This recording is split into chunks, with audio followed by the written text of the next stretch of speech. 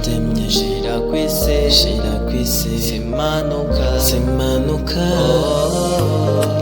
kuba ndiho zimanuka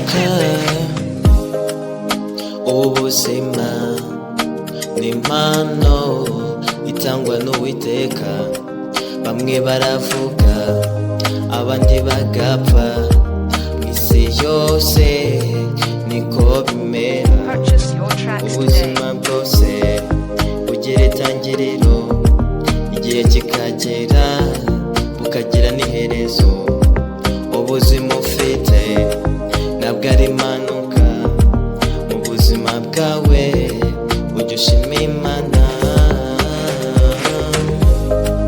warandemye shira kwisi zimanuka kuba ndiho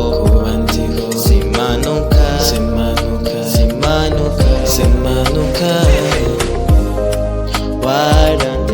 warandemye shira kwisi zimanuka. Let me praise his name, let me say his glory, his mercy will give me this glory. I'm son in the home because Jesus is born and he got to the cross. Because of my sign, forgive me that and give me salvation. Life with direction.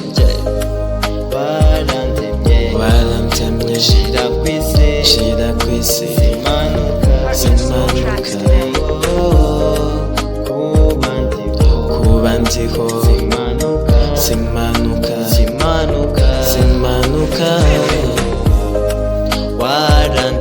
warandemye shira kwisi zimanuka. I know what to pray for me, always fight for me, feed me, and even you hide me. You are actively present, you are mercy and the love you have for me. I'm full of hope because you forgive my sin and the turn is home.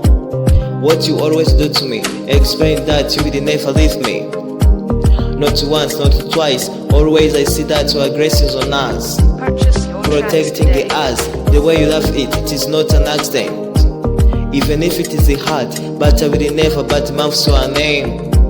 I'm strong with you, that's why I will never leave you once again. Shira kwisi zimanuka